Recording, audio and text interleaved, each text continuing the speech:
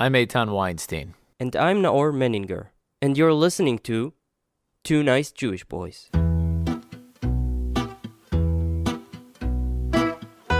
This podcast is made in collaboration with the Jewish Journal. Every doctor needs a baker to bake his bread. Every baker enjoys the occasional movie. When the filmmaker's car breaks down, he visits the mechanic. And when the mechanic breaks down, he visits the doctor. This is the story of the modern world, civilized society. But the thing is, each character in this story envies the other a little. The mechanic wishes he could bake cakes. The filmmaker disappointed his mother because he never became a doctor. True story. And the doctor? He was always deep inside an inspired artist.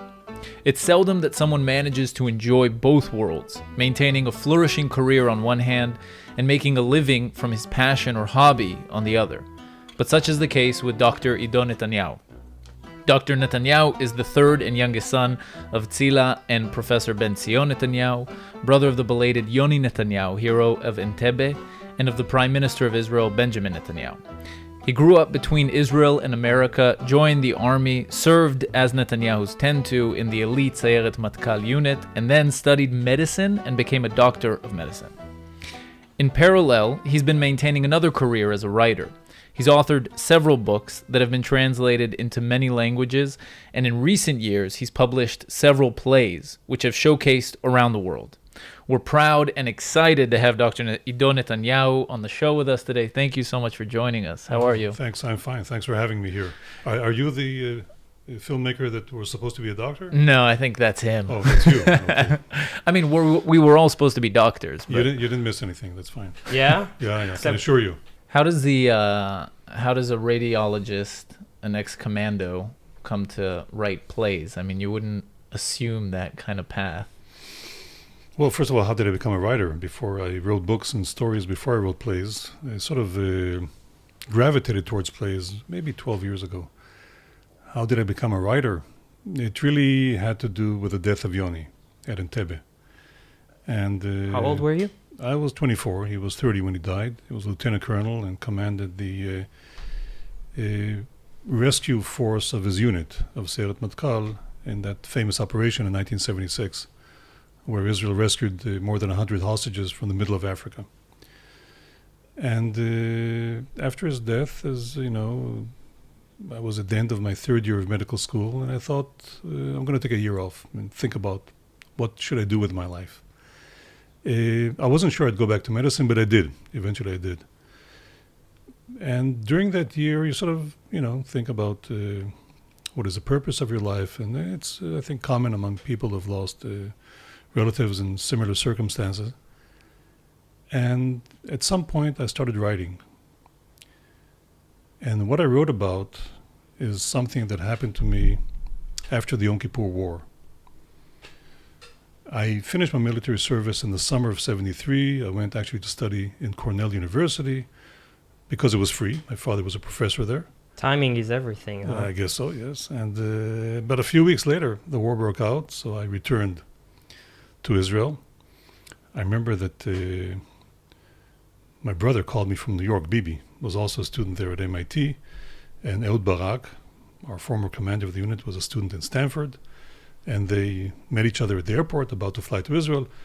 And Ehud Barak calls me and says, listen, Iddo, the war, by the time you return, the war will be over. So really just stay there and don't return. Well, I took the next flight to Israel. So, He wasn't that good in assessments even back then, I guess. He actually apologized. Believe it or not, I remember after the war, I met him and he said, listen, Iddo, I really want to apologize for saying something that's not right. Wow. So, and I actually appreciated it. Yeah.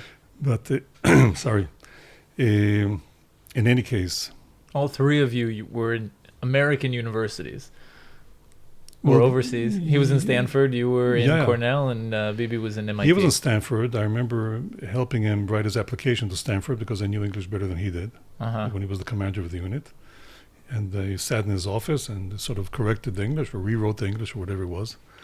And he was accepted to Stanford. I did his MA there, I think. I know this is childish, but It just brings to mind the kind of the superhero movies where like all of a sudden something happens and then they call in all the superheroes and The Ghostbusters. they each come from like, I mean, he was. You know what? I'll tell you a story about that. That's absolutely true. I fly on the plane. I get out of the plane. I take my bag. I go to the bathroom at the Lod airport. And in the bag that I brought with me from America, okay, as a student in Cornell, I had my army uniform. And I had my paratrooper boots. And, you know, I get out of the bathroom like Superman, you know, changing his clothes or something in the telephone booth. And this guy was with me in the flight, said, what, they arranged for you guys uniform already here at the airport? And I said, no, I brought it with me. And of course he didn't believe me. But you think, why, you know, I was 21 years old. Why did I take my uniform with me to America, to Cornell? That's weird. And what you say now, that's probably the reason. Right. Because I think I was thinking, okay, if something happens, you know, I get a phone call or find out that something's really big is happening in the unit, some great operation, well, I'll want to get to the unit as quickly as possible. Well, how will I get from the airport to the unit, to the base? At that time, the only way to get from one place to another for a soldier was to hitchhike. And so I'll need my clothes, I need my uniform in order to hitchhike. And I think that's what happened. So, Because in Israel, if you're in uniform, it's easier for you well, to... during the war, it was instantaneous. I Yeah. mean, you know, you raised the thumb and everybody stopped. So you were saying about the Right, Yom Kippur so the Yom War. Kippur. So after the war, we're called up to...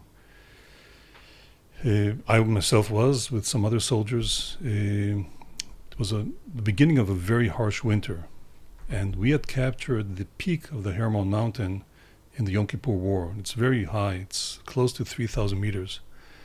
And a group of paratroopers were stranded there in the snow. They tried to make their way down. They didn't succeed. They lost their way. They managed to make it up back to the top, to a cave that they had there. And we were called up to go up, walk up, and bring them down, show their way down, because we had experience navigating in snow and you know, being in those elements. So we started walking, and actually there wasn't snow, there was rain. It was very severe weather. It was very harsh. Elements were really tough. And we got, because we had snow clothes, we got all wet. I think also the height itself, the level of oxygen, we weren't used to those heights. And one of us had a hard time, and not too far away from the peak, he actually died. He froze to death. And this is something that sort of obviously remained with me. And then that was the thing that a few years later, I wrote a short story about. That incident. That incident. But you must have seen death before during your service. I mean, what was different about this one? Not so much, believe it or not. Uh-huh. Not so much. I think other soldiers had a much harder time, whether those who were in the Armored Corps or even the paratroopers or Golani went through a more difficult war than we did, or I did, in Sayeret Matkal. But that one sticked. Well, you're sort of there, and he's dying in front of your eyes. And in vain, because, you know, it's not like he died in battle or... In vain, because it turns out actually they did not need a rescue. His name was Shai Shacham. He's a kibbutznik, or was a kibbutznik from Kabri, from the north. So that brought me to write my first story. When I finished writing it, obviously I had a need to write it. I showed it to a friend of my parents that I appreciated his opinion, and he had a lot of comments. But he also urged me or encouraged me to continue with this, and that's how I started my writing career. And so that was your first story. What was it about? Well, that was the story. It was about the actual event. Yeah, it's called The Rescuers, and I guess it's a story about doing something in vain, as you say here. And that's it. I started writing short stories, and I published and I wrote books, and eventually I sort of gravitated to playwriting. Yeah. And the first big book was the one about Yoni, or there was some... No, it was the book of short stories. The book of short stories. Yeah. And then you did, you write the book about Yoni, which is it's like more of a historic book. Yes. Less prose. Yeah. It's yes. Well, yeah. It's a sort of. It's not a novel. It's a historical book. It's a documentary book. It's about what happened at Entebbe from the point of view of the unit that my brother led. There was a lot of misinformation, still is, about Entebbe, what actually happened there. to such an extent that the military history division report is sheer nonsense. I mean, there's probably hardly a single statement there that's correct, and I felt there was a need to research what happened. First of all, to get people talking on tape, to actually say what happened. This was a few years after the operation, and eventually I published the book called Yoni's Last Battle. And then I wrote a novel, sort of a satirical, social, political novel about Israel called Iddo. And in that novel, sort of I enjoyed writing the dialogues. So I think that's what brought me to playwriting. To playwriting, yeah. After that, yes. So I read. I actually just finished, as I was telling you before the show, a happy end. Yeah. Today. In Hebrew, happy end. Okay. Happy end. Right. Sof sameach. No, happy end. That's how they called it. Happy end. Okay. Yep. And it's it kind of made me think of your father, because your father was a historian. Tell the audience what it's about. But the happy end, a happy end, the play is revolves around Mark, who's a professor of physics in a university in Berlin. Is it the University of Berlin? Who knows? I don't know. Whatever it is, I invented it. But I think, yeah. No, but I didn't remember. I think it's called the University of Berlin, yeah. Okay. Or at least at that time it was called that. He's a professor of physics in, it takes place around 1932, 1933. And his wife is, the characters are him, his wife, his assistant professor, and his assistant, and their son, who's a poet.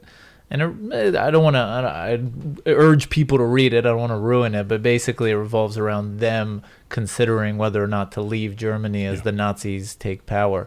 But there's a lot of, it feels to me like there's a lot of, it goes deeper than just the story of a family in Germany at the rise of the Nazi Party. It seems to me like there's some kind of commentary there, and I wanted to hear your input on this, about Jews in the diaspora. And kind of, it seems like almost maybe a criticism of the Jews in the diaspora at that time. Criticism to the fact that Jews are blind to what's happening around them? I don't know. Yeah, it is. No, it's always, it's not only a Jewish trait though. The play actually, it takes place pre-Holocaust, but it's really a play about today. You know, how do we, or about any time, how do we understand the reality that's around us? To what extent are we influenced by our psychological needs? And to what extent can we really use sort of cold analytical judgment to determine what's going on? It's very hard. It's very difficult. Now, I use the Holocaust, the theme of the Holocaust, only because everybody knows what will happen if that family decides to stay and not go to America, where he was invited to be a professor. The audience knows that they have to leave, but they don't know it. And the trick was here, even with the audience knowing that, how to make the audience understand how difficult it is really for them to make the right decision, because they're so enmeshed in their lives, and they look at what's happening and they don't want to admit what's happening, and so they use analytical means. The professor is very smart, and his arguments are very forceful and make a lot of sense, but they're wrong. So the play is really about how do we know? Did they show it in Germany? There was several readings in Germany. Not yet. I haven't. There is a very good German actor and director who are planning to show it, but as usual with the theater, they need the money for it. So right, they're working on it. They're working on it. But it was shown in Dresden in a very good reading.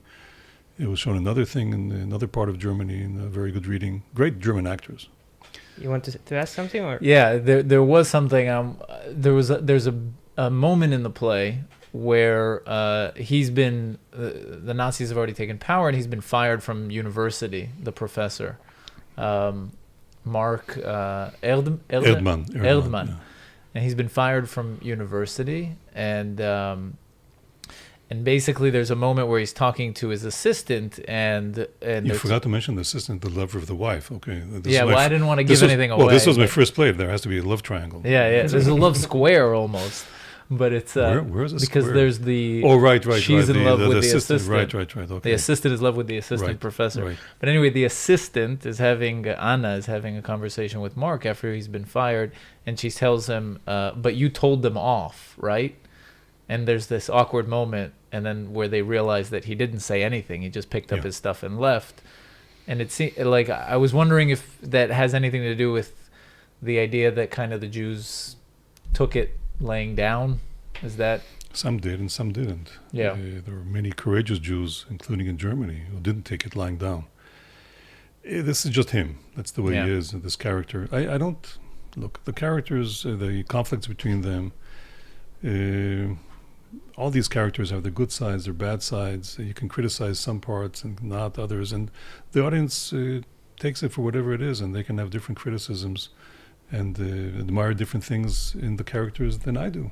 So in general, you don't necessarily see it, or not necessarily approach writing it as a social commentary. You just kind of put it down as a drama. It's a drama. Of course, I have my own ideas, but I try to refrain from sort of shoving an idea on the audience, which I think is one of the faults or diseases of modern drama in the West. They sort of spoon feed you with certain ideas. In film school, they used to say in script lesson, never, don't feed with the spoon. Don't do it. It's so easy as a writer, right? Right. It's very tempting. I know, but they still do that. Maybe they teach in film school, but when you see all these movies, they want to say a certain statement, and then they're being hailed for being so politically correct or whatever. Right. They're against war and for peace. Well, you don't say, really. They're against war and for peace. No, but no, really, seriously. I mean, art today, and that comes maybe to The Muse, which you read, has become sort of, in many ways, equivalent almost to saying a statement, and being considered a great artist because you're saying something that certain people like. But look, we're still debating today whether The Merchant of Venice is an anti-Semitic play or not, or pro-Jewish play. I happen to have my own views. There's no question Shakespeare was an anti-Semite, but he was a great playwright, and so he imbues this Merchant of Venice, who wants his pound of flesh. He gives him one of the greatest speeches against anti-Semitism that you'll ever be able to hear.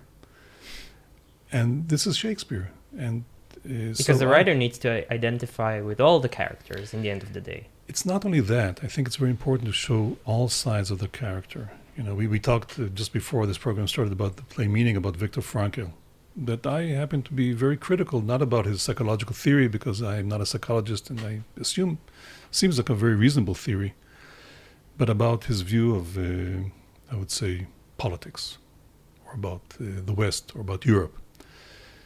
And there was a woman in that play who was his patient 15 years after the war, who was very critical. She sort of slowly realizes what it is that he's doing or thinking, and she becomes very critical of him and very conflicted with him. And I remember one of the actresses that played her, and she played her beautifully. This was in Macedonia, in the city of Bitola, their state theater. She depicted her wonderfully, arguing with him very forcefully. And after the premiere, my wife and I went there. We saw the premiere. There was the usual party, that you meet up with whatever in the bar there at the theater, and everybody's happy. And she spoke good English. I didn't meet her before. She comes up to us and starts saying how happy she is to play in the play, and how much she admires Viktor Frankl and what he says. Okay, to me, that was great news. That means I was able to write the play without taking sides. And I think it's very important. Let the audience work by themselves. Let them see the conflict and work things out. Things should be implied. They should not be explicit. I think that's the beauty of theater, that everything is implied. If it's explicit, it's boring. I find it boring.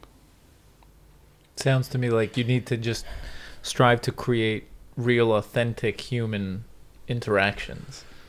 Yeah, it's very tough. And then, yeah. Yeah. He's a very good writer, actually, Eitan. So Oh, shucks. yeah, we met in film school, and You also went to film school. Yeah. I see. yeah. So you're both He finished. He made the mistake of finishing. Right. But today I work as a writer. Which, here in Tel Aviv? yeah, Tel Yeah. Aviv I see. University. Okay. So yeah, we struggled also with the same issues. To me, writing dialogues, for example, is the most difficult thing. So I'm envious a little bit. That how do you go about writing a good dialogue? It is very difficult. Yeah, I work on it a lot. I mean, there's a play that, believe it or not, I just finished writing yesterday. Okay. Oh wow! A play, my first play that I wrote more than 12 years ago. Actually, that's how I became a playwright. I read an article that my father had written, his last article. He must have been, I think, around 87. I thought it was his best article. 87? 87, yeah. He became famous as a historian at the age of 85 when he published his big magnum opus, The Origins of the Inquisition. Right. And a few years later, he wrote an article. It's called The Conversion of Don Samuel Abarbanel. Don Samuel was the grandfather of the famous Isaac Abravanel, who was the leader of Spain's Jewry during the expulsion from Spain in 1492. And in this article, he proved, first of all, that the grandfather, sometime in his life, midlife, he was also a leader of Spain's Jewry. It was a very famous family. Had converted to Catholicism all of a sudden. And then he conjectures, he can't prove it, he conjectures why he converted. It has to do, it's a great drama, it's conflicts, it's murder, it's conflicts between him and the Jewish people, and the Jewish people among themselves, and the Jews against the Christians. Great, great drama. And I read this article, and this is towards the end of the time that I was writing this novel with the dialogues and everything, and I said, you know what? This should be a play. This can be a play. So I went ahead and wrote a play. It took me quite a while. I thought it was great. I thought it was, it was the first play I wrote. And it was rejected by all theaters. And reading it again after many years later, I see why. It's not well written enough. But that's how I became a playwright. And now about a year ago, I went back to this play and basically I rewrote it. Did your father read the first draft?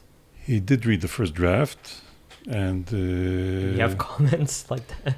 Like the guy you gave the first stories to? No, I did. That was not his. First of all, he was already fairly old by that time. Right. He read the first draft of the novel that I read and loved it very much. Itamake, the satire about Israel's social and political life. That I loved. The play, he appreciated it, but I think he commented and made a lot of comments. I think he had better judgment about the play than I did, to be honest with you.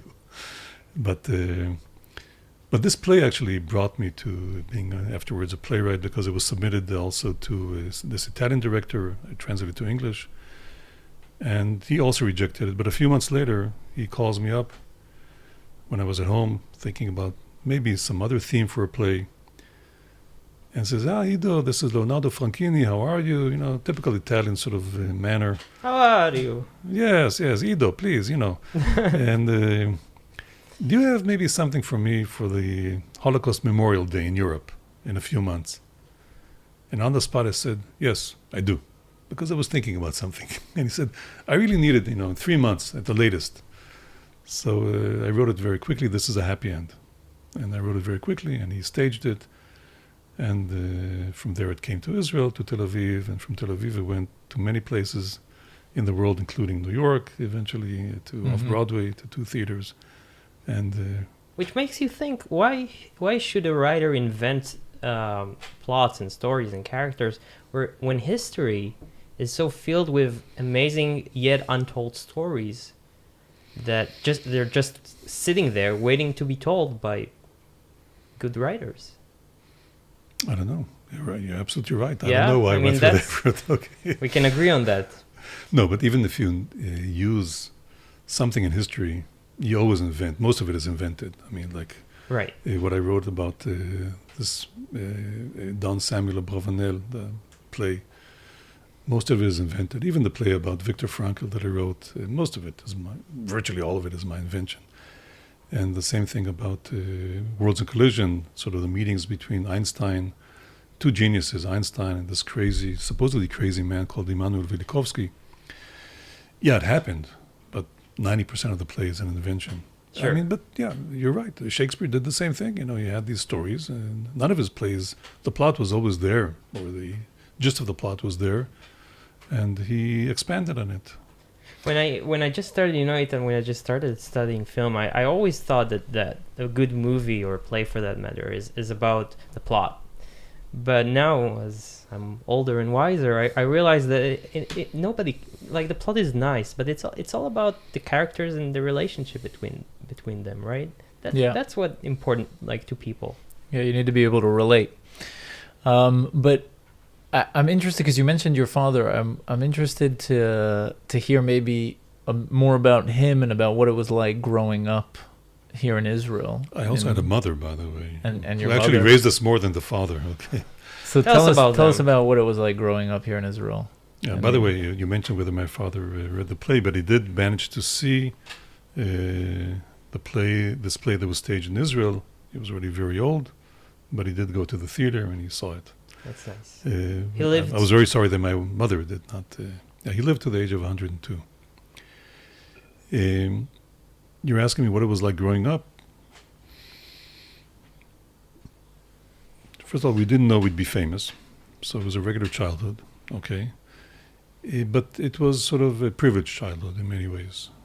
Privileged also, first of all, because we grew up when it was still in Jerusalem. There were no cars. We played in the streets. It was all the neighborhood, the kids and everything.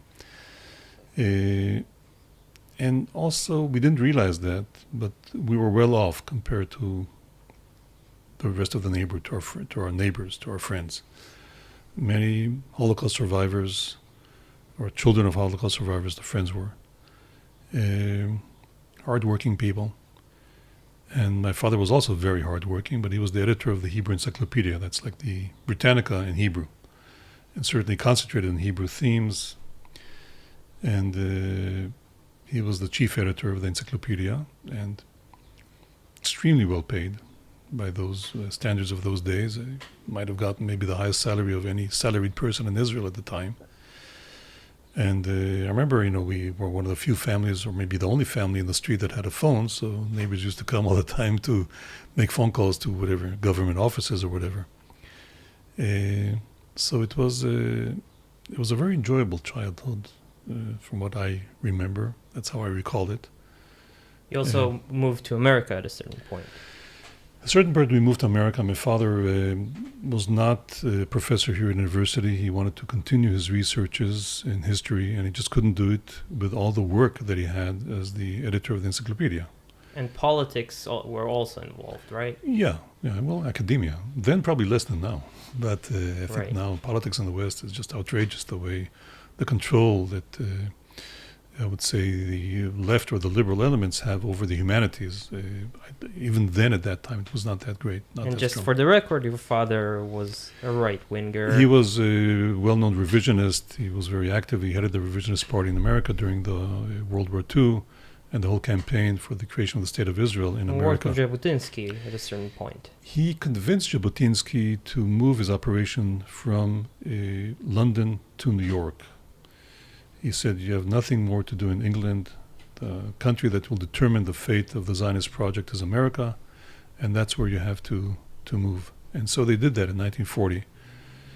And shortly afterwards, Jabotinsky died, and eventually my father took over the whole operation there and created a massive, I would say, you want to call it propaganda campaign or whatever, massive public relations campaign, meeting with all sorts of senators, congressmen, people in the administration, and not only him, of course, the people who worked with him as well.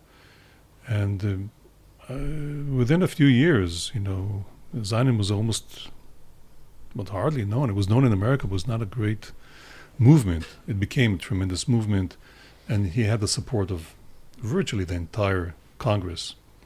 for the idea of creating a Jewish state, and that was on the plank of the Republicans and then the Democrats. Anyway, that's what he did. So he came back to Israel, and there was no way he would be able to teach in the Hebrew University in Israel. It was not. Did he always see his time in the States as temporary? Or? Oh, yeah. Yeah, Sure. But the childhood, like, and your parents and the relationship with them, like, was the warmth in the house and love and stuff like that, the stuff. Well, I think if you read Yoni's letter, you can understand that very clearly, that there was tremendous love, of course. I mean, you didn't see your father much, though. No, we saw him an awful lot. He worked a lot from home. Uh-huh. But you said your mother raised you mainly. Well, that's what mothers do. Yeah, at that time, she didn't work. She was a housekeeper. Today it's taboo to say that.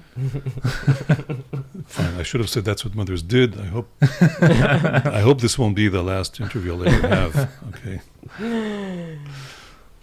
But no, actually, she was always very sorry that she did not have her own profession. She was one of the original feminists, in a sense, I would say. And you grew up in Jerusalem. We grew up in Jerusalem, but then my father moved to have a university position to be able to continue his researches on the origins of the Inquisition, what brought about the Inquisition. Mm-hmm. Because it was totally misunderstood for 500 years. And how much would you say your father influenced your philosophy or the way you see the world, if at all? Yeah, of course he influenced. Later in life. Why? You because rebelled at the beginning? You're too young to understand, and you don't really talk too much about these things. Except that knowing that communism was bad, I mean, there was nothing else really that we didn't have these political or ideological talks in the house. It just didn't happen. We had a regular childhood, and you're reprimanded for things that you do badly, and you're complimented, which was most of the time were these great sons, and nothing we could do was bad.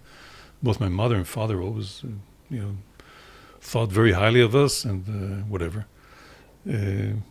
But later in life, in your 20s, 30s, and 40s, you learn that there was a man here that was, in many ways, I would say, an intellectual giant, and there's a lot to learn from him.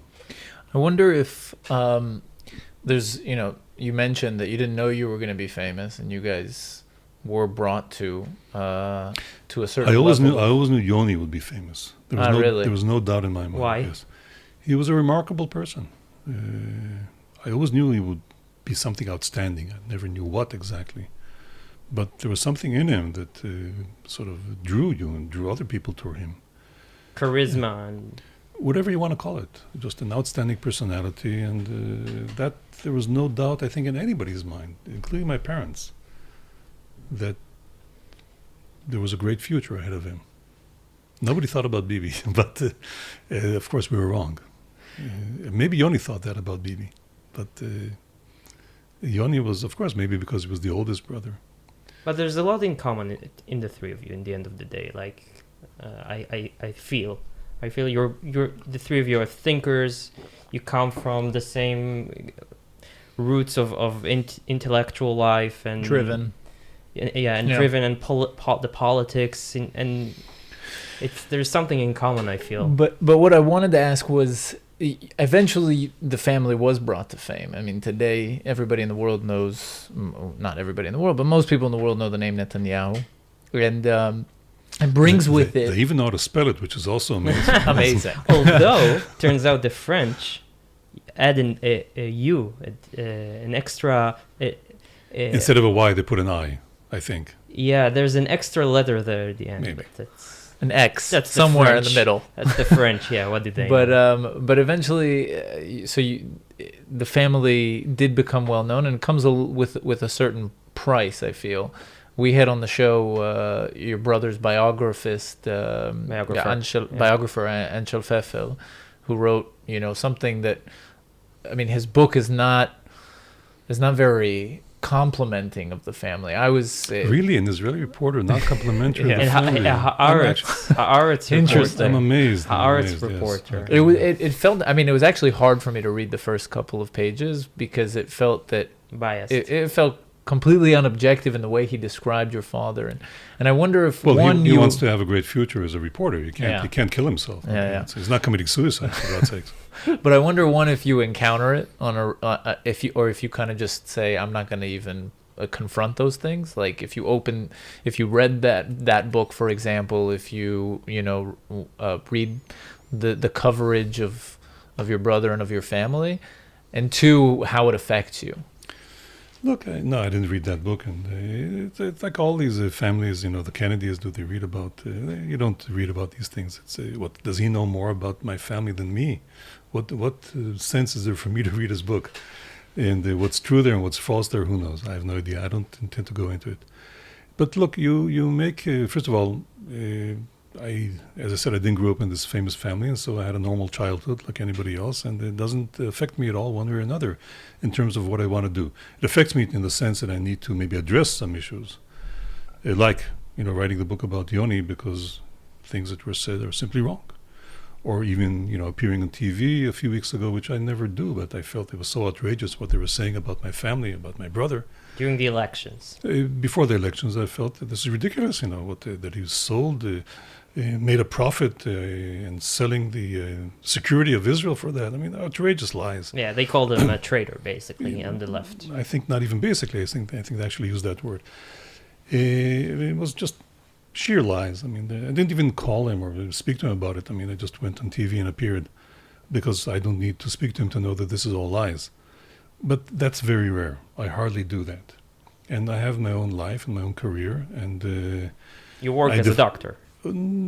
Sometimes. Not really. More as a playwright. Well, okay. Yeah, I do. I always work part-time as a radiologist. That's how I got into radiology. Right. I was, I started writing in medical school, as I mentioned here. And I got to like it. I think, this is really intellectually challenging. It's, to me, more challenging than medicine. But what will I do? I'll be a doctor. I'll be devoting my time. It's very hard work. How will I be able to write? And when I was an intern in one of the big hospitals in the Tel Aviv area, we used to go to radiology to, discuss cases, CTs, X-rays, or whatever. And there was one of the radiologists there had been away for a whole month. And he just came back. And someone told me, where he was? He was in Holland.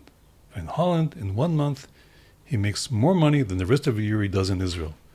I said, here's the perfect solution. Okay, I'll be a radiologist, work abroad for 1 month a year, and then I'll also be back in Israel, but not as a radiologist, not as a doctor, but I'll be writing. That's nice. And that's exactly what I did. That's great. Because I ended up doing my residency in America, and ever since then, I've been working only part-time as a physician, shuttling back and forth to America, not now anymore, but in past years, and devoting most of my time to writing. So what is my career? I think it's more of a writer than a radiologist. That's incredible. But I imagine working here in the medical field is kind of a nightmare. I don't know, because once again, the only work I do here... No, but you didn't start out working here as a doctor? I did my medical school here. I did 1 year of residency here, and then I continued in America. immediately. And here, I volunteered in Hadassah Hospital for some time. But what I do here is just people bring me their things to interpret, friends, some people learn about me. The rest of the time, if I do work here in my house, it's doing teleradiology for America. Once again, to devote as little time as possible to radiology and as much time as possible to writing, because I find writing very hard, including dialogues. Very enjoyable, but takes an awfully long time in order to do it good. I must say that I saw... well, I'm sorry. It's okay. I'm here to make worse mistakes in English. But I must say I saw that interview you mentioned a week or 2 weeks before the last elections, and I thought to myself that it was by far the best talk and interview in defense of the prime minister among all the people, all the politicians, all the Likud members, everybody who talked. It was because you really talked from the heart. So what led you there? And as you said, it's really rare that you come to the... Well, they came up with this outrageous lie, and I felt offended. And I also was afraid that the lie would catch. And I was offered to appear. I sent some article to various people, including an editor in one of the TV channels, and he said, "Do you want to appear about it?" And I said, "You know what? Under certain conditions, yes." So I appeared, not knowing that they would not let me finish a sentence, but nevertheless, it came out good in the end. Yeah. It was very impressive. And I just want to ask, because you mentioned that grief led you to be a writer, and we're approaching Memorial Day here in Israel. So, isn't it interesting how people deal with grief? Some people can become mad with grief. Some people go and work, some people go to art. And I just, and some people might go to politics. When I often think about the Prime Minister, I wonder to myself, what's the role of grief in his path? So I wonder if you think still about your brother as you create, and does it still help you with the grief? Yeah, I'm. This is the first time I'm thinking about what you're saying, that grief leads one to be a writer. I never thought about it that way, and it helps. Maybe you're right. Certainly, sadness leads you to be a writer. That's for sure.